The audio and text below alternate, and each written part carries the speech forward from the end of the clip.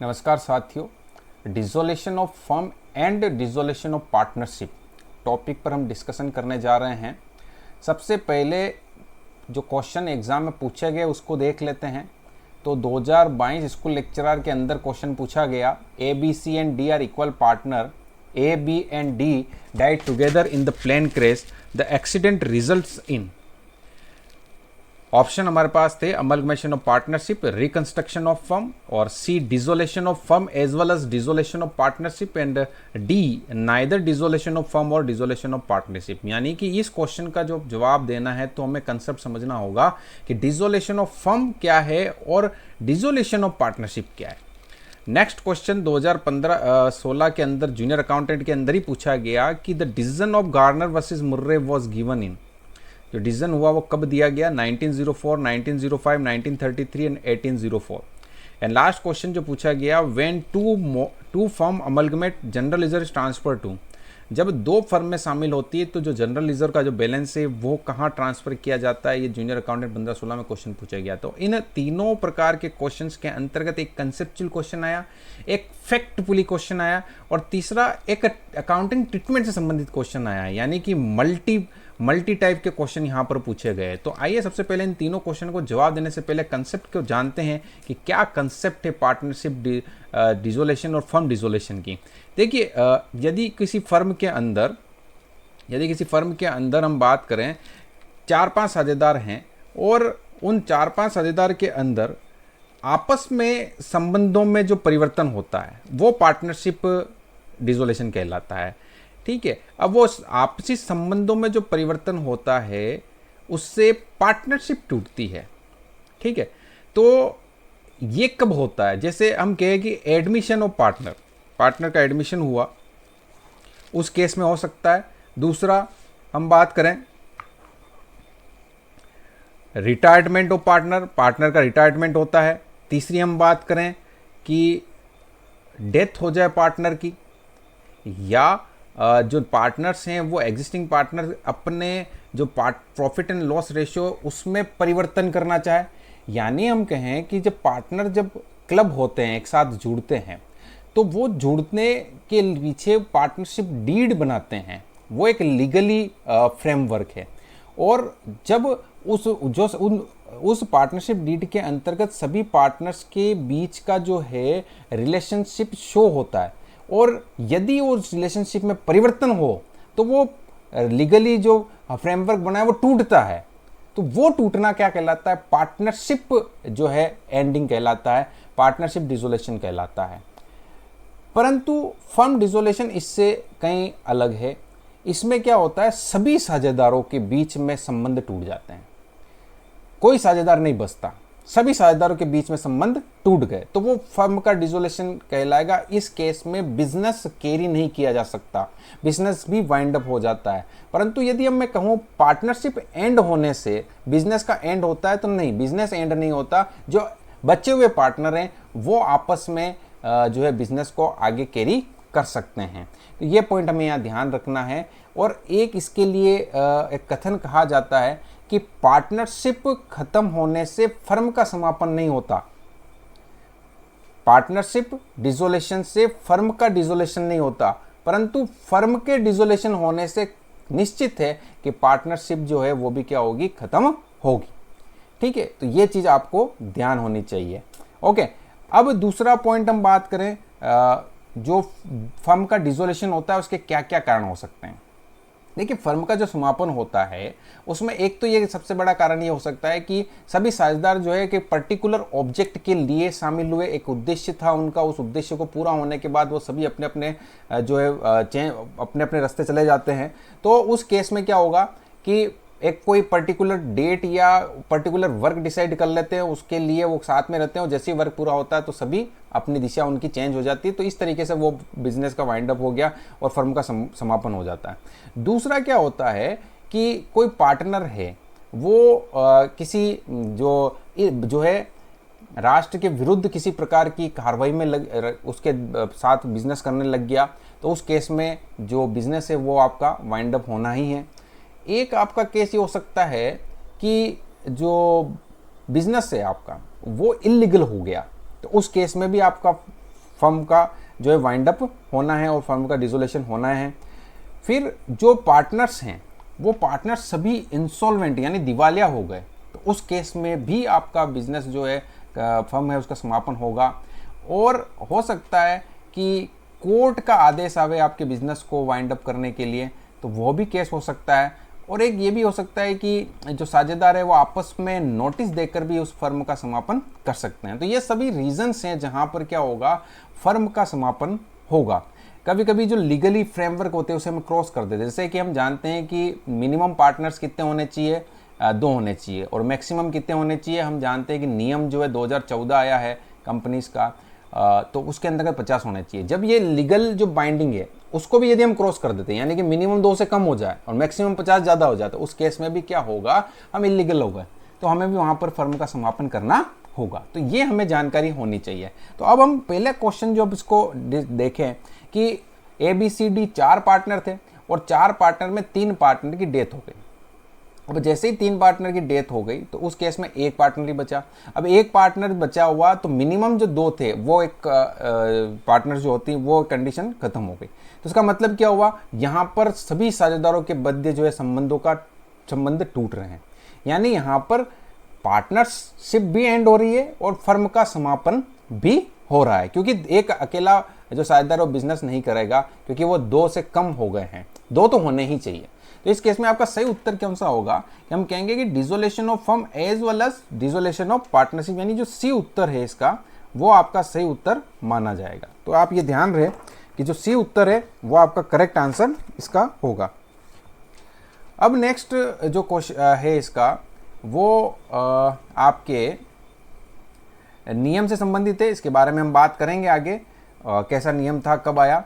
उससे पहले हम जो अकाउंटिंग ट्रीटमेंट है, जब डिसोल्यूशन ऑफ फर्म होता है तो उस केस में अकाउंटिंग ट्रीटमेंट किस तरीके से किया जाता है उसके बारे में बात कर लेते हैं। तो इसके अंदर कुछ विशेष प्रकार के अकाउंट बनाते हैं। एक तो हम सबसे पहले रियलाइजेशन अकाउंट बनाते हैं, वसूली खाता जिसे हम कहते हैं।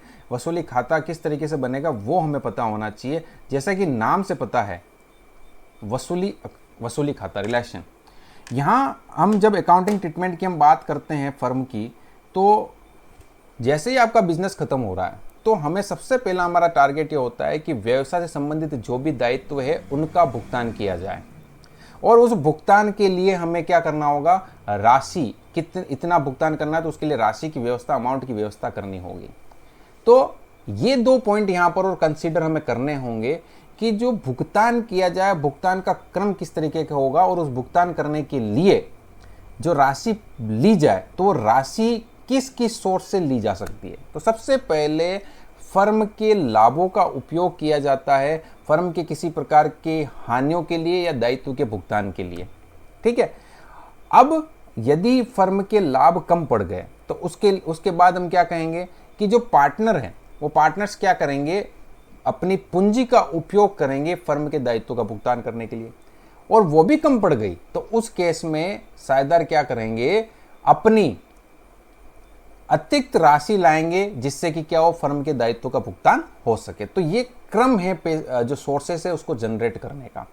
दूसरा जो है इसका कि अब हम पेमेंट की बात करें तो पेमेंट कैसे किया जाए, तो पेमेंट का भी एक क्रम डिसाइड किया हुआ है। सबसे पहला जो है हम कहते हैं कि हमने जो है कंपनी जो फर्म है उसके दायित्व के भुगतान करने के लिए हमारे पास असेट्स होगी।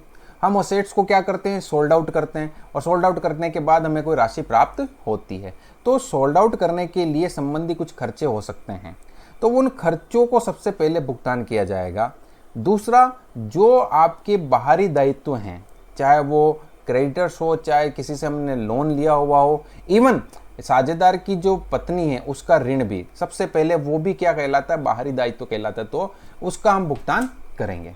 तो उसके अंदर भी कैटेगरी होती है कि सबसे पहले सिक्योर्ड जो आपके डेट्स होते हैं उनका भुगतान किया जाता है, ठीक है। सबसे पहले हमें क्या करना है, जो भी खर्चे हैं, संपत्तियों को बेचने के संबंध में जो भी खर्चे उत्पन्न होते हैं वो खर्चों का भुगतान करने के बाद हमें क्या कहते हैं, सिक्योर्ड जो भी आपका डेब्ट्स है उसका भुगतान किया जाता है।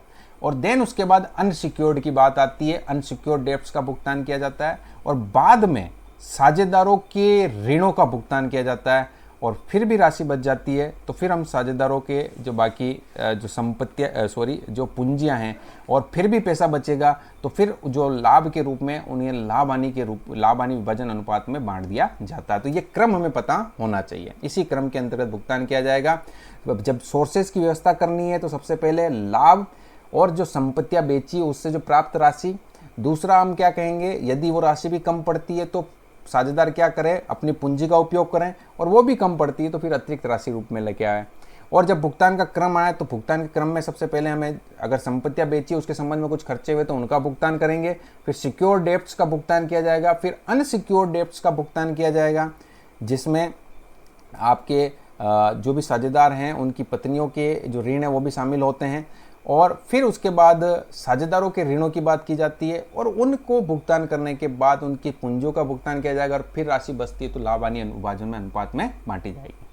तो ये आपका क्रम आपको पता होना चाहिए। दूसरा, यहाँ पर रिलेशन अकाउंट बनाया जाता है। रिलेशन अकाउंट बनाने का मुख्य उद्देश्य ये होता है कि जो संपत्तियां हैं जिनसे वसूली हो सकती है उन संपत्तियों से वसूली करना और जो दायित्व है उनका भुगतान करना, उसके लिए जो व्यवस्थाएं की जाती है उस अकाउंट से की जाती है।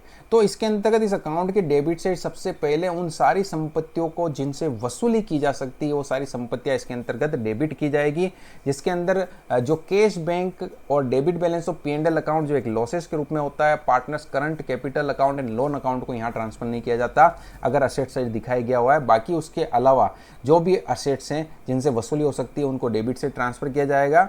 और जो दायित्व हैं जिसमें जो प्रॉफिट है वो पार्ट वाला और जो पार्टनर्स करंट और कैपिटल लोन अकाउंट है उनको छोड़कर जो भी दायित्व बनते हैं बाहरी दायित्व जो है वो सारे दायित्व इसके क्रेडिट से ट्रांसफर किए जाएंगे। और उसके बाद इसका भुगतान जो जब संपत्तियों से जो वसूली होती है वो राशि सारी केस में यहाँ पर क्रेडिट में प्राप्त की जाएगी। और जो भी यदि कोई संपत्ति कोई पार्टनर्स के द्वारा ले ली जाती है तो पार्टनर्स कैपिटल अकाउंट यहाँ पर शो किया जाएगा। और साथ ही इनके भुगतान के क्रम की बात करी जाए तो एक्सपेंसेस है, सबसे पहले रिलेशन एक्सपेंसेस हम पेड करेंगे और फिर जो भी लायबिलिटीज है उसका भुगतान करेंगे। यहाँ पर दोनों ही प्रकार की लायबिलिटी अगर हमने बैलेंस शीट के अंतर्गत रिकॉर्ड की है तो वो वाली और जो अनरिकॉर्डेड है वो दोनों ही प्रकार की लायबिलिटी को हम यहाँ पर भुगतान करेंगे। इसी तरीके से जो असेट्स के बारे में बात की, रिकॉर्डेड और अनरिकॉर्डेड दोनों असेट्स से पैसा प्राप्त होता है उसको क्रेडिट से ट्रांसफर किया जाएगा। और यदि किसी लायबिलिटी का भुगतान जो है कोई पार्टनर करता है तो उस पार्टनर्स कैपिटल अकाउंट में लिख दिया जाएगा। और फिर इन दोनों का जो डिफरेंसिंग अमाउंट है वो आपका रिलेशन के ऊपर प्रॉफिट या लॉस के रूप में प्रदर्शित किया जाएगा। ठीक है, ये आपको जानकारी होनी चाहिए।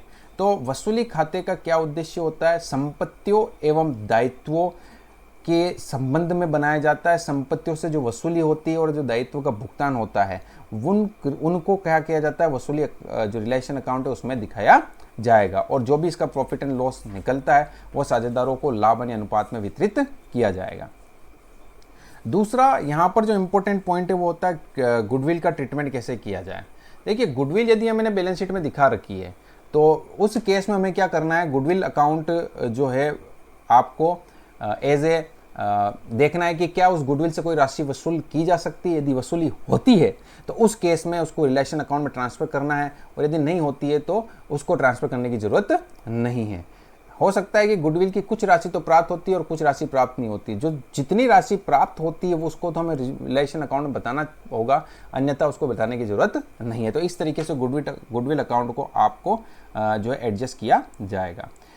फिर यहाँ अब हम नेक्स्ट जो बात करें रूल की, जो इम्पोर्टेंट होता है गार्नर बनाम मुर्रे जो मुकदमा हुआ, इसके बारे में थोड़ा सा ब्रीफ जानकारी आपको होनी चाहिए कि 3 साथी थे, गार्नर, मुर्रे और विलिकिंस, 3 साझेदार थे और इन्होंने फर्म बना रखी थी। और उसके संबंध में क्या था कि जब तक ये निर्णय नहीं आया था, एक्चुअली ये निर्णय जो था वो 1903 के अंतर्गत आया था और जो इनका एप्लीकेबल हुआ था वो 1904 के अंदर हुआ था।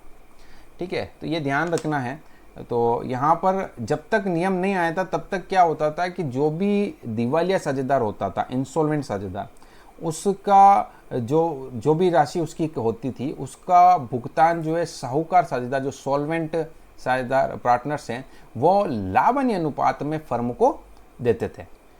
परंतु ये नियम आने के बाद क्या हुआ कि उसकी जो भी दिवालिया साझेदार है उसकी जो राशि जो बनती है वो राशि जो है जो एग्जिस्टिंग पार्टनर है यानी जो साहूकार साझेदार है जो कि पेबल कंडीशन में जो पे कर सकते हैं वो क्या करेंगे, किस रूप में, उसको जो एडजस्टेड कैपिटल रेशियो उसके अंतर्गत भुगतान करेंगे। यहाँ पर वर्ड यूज किया एडजस्टेड कैपिटल रेशियो। इसका मतलब ये है कि जो डिसोल्यूशन यानी कि जो रियलाइजेशन अकाउंट है उसका इम्पेक्ट नहीं पड़ना चाहिए, उससे पहले जो भी एडजस्टमेंट है वो करना चाहिए। उससे पहले क्या एडजस्टमेंट होते हैं, देखिए हम कहते हैं कि जो पार्टनर्स अकाउंट होता है उसको हम दो तरीके से मेंटेन करते हैं, एक आपका फिक्स्ड कैपिटल मेथड होता है और एक आपका फ्लक्चुएटिंग कैपिटल मेथड होता है।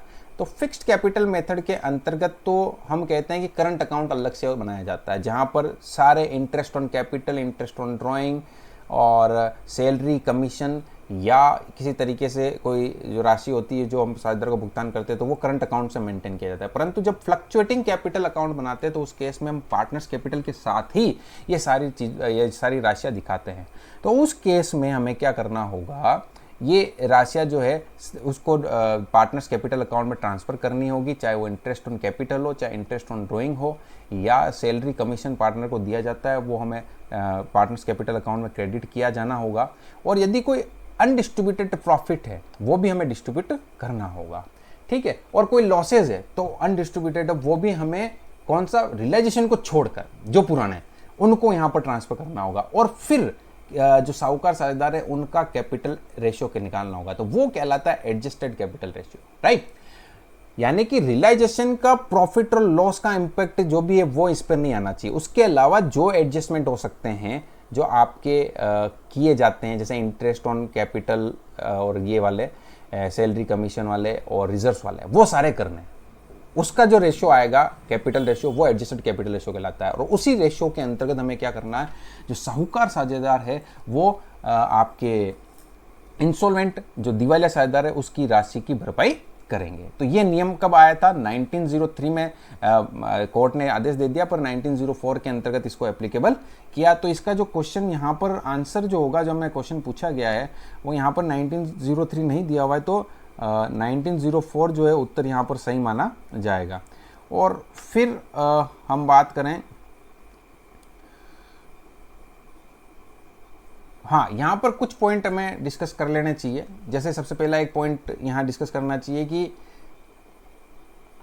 जो यदि कोई साझेदार ऐसा है जो इंसॉल्वेंट नहीं है परंतु जो आपका डिसोल्यूशन हुआ है उसके बाद जो रियलाइजेशन का जो प्रॉफिट एंड लॉस डिस्ट्रीब्यूट नहीं किया है उससे पहले उसके कैपिटल का बैलेंस जो है डेबिट बैलेंस आ रहा है, पहले से क्रेडिट बैलेंस ना आकर डेबिट बैलेंस आ रहा है, परंतु दिवालिया नहीं है, तो वो क्या ये इसकी जो दिवालिया साझेदार है उसकी राशि का लाएगा, तो उसको लाने की ज़रूरत नहीं है, तो वो उसको लाने का कोई उसमें हस्तक्षेप नहीं करना है। दूसरा, एक माइनर पार्टनर है तो उसका क्या रोल्स एंड रिस्पॉन्सिबिलिटी रहती है, तो ये ध्यान रहे कि माइनर जो पार्टनर्स है उसकी जो रिस्पॉन्सिबिलिटी है वो वहाँ उसके फर्म के अंतर्गत जो प्रॉफिट है या फर्म के अंदर जो कैपिटल लगा रखी है उतनी ही रिस्पॉन्सिबिलिटीज़ उसकी है।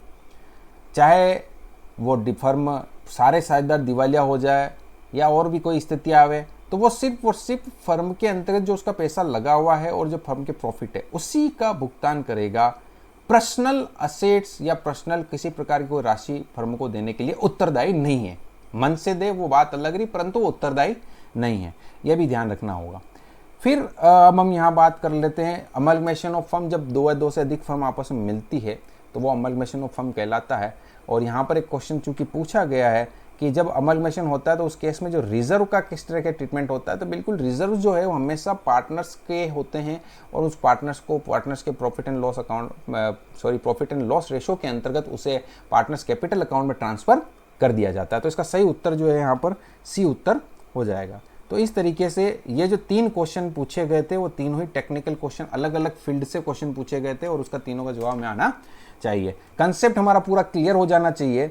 और कुछ क्वेश्चन हम डिस्कस कर लेते हैं जो पोटेंशियल क्वेश्चन है। जैसे सबसे पहला question, at the time of dissolution of the firm balance of bad debts account is transfer to.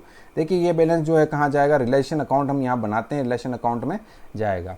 दूसरा, on the dissolution of the partnership firm losses will be charged first. सबसे पहले losses को कहाँ से चार्ज किया जाएगा हम जानते हैं। सबसे पहले हमें क्या करना है, प्रॉफिट से पहले चार्ज करना है, आउट ऑफ प्रॉफिट से पहले चार्ज किया जाता है, देन उसके बाद कैपिटल और फिर हम एडिशनल कैपिटल की बात करते हैं। On the dissolution of the firm to close goodwill account it is transfer to. अब ये कहाँ ट्रांसफ़र किया जाएगा, यदि बैलेंस शीट में अगर शो कर रखा है तो हम कहते हैं कि इससे कोई वैल्यू रियलाइजेबल है, तो हमें यहाँ पर रियलाइजेशन अकाउंट में इसको ट्रांसफ़र करना चाहिए। और when Garner versus Murray law applies, realisation loss will be bear by the partners in किस रेशियो में, एडजस्टेड कैपिटल रेशियो में। यहाँ पर कैपिटल रेशियो दिया हुआ है तो यहाँ पर हम उसको ट्रांसफ़र करें। एक चीज़ यहाँ ध्यान रखनी होगी हमें कि कैपिटल रेशियो हमें कैलकुलेट करना आना चाहिए, ठीक है। दूसरा, ये सारे क्वेश्चन आपसे पूछ सकते हैं और गार्नर बनाम मुर्रे नियम के बारे में कुछ फैक्ट है वो बारे में आपसे पूछ सकते हैं। साथ ही रिलेशन अकाउंट के साथ यहाँ पर और किस तरीके के अकाउंट बनते हैं तो वो हमें पता होना चाहिए।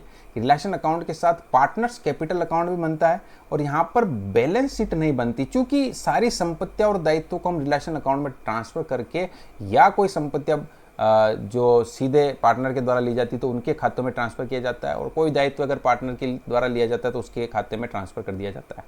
उनको सब संपत्ति और दायित्व को खत्म कर दिया जाता है, तभी फर्म का समापन होता है, ठीक है। तो इसलिए यहाँ पर बैलेंस शीट ना बनकर सिर्फ कैश अकाउंट बनता है, ये कहाँ से कैश आया और कैश कहाँ गया। तो ये पूछ सकते हैं कि यहाँ पर जो अकाउंटिंग रूप से परफेक्ट हम कहते हैं कि भाई बैलेंस मिल जाना चाहिए, तो यहाँ पर बैलेंस मिल जाने के मतलब यहाँ बैलेंस शीट से नहीं होता, यहाँ पर किससे होता है, कैश अकाउंट से होता है। कैश का आना और कैश का जाना बिल्कुल फ्लेक्सिबल मिल गया। इसका मतलब ये हुआ कि आपके जो अकाउंटिंग वे में जो अकाउंट ट्रीटमेंट है फर्म डिसोल्यूशन ऑफ फर्म के संबंध में सही किया गया है। तो यहाँ कितने प्रकार के अकाउंट, रिलेशन अकाउंट बनता है, दूसरा आपका पार्टनर्स कैपिटल अकाउंट बनता है और तीसरा कैश। ये तीनों ही नेसेसरी अकाउंट है, उसके बाद जो भी रिक्वायर्ड है उसके अकॉर्डिंग हम अकाउंट्स बना सकते हैं, ठीक है। Thank you.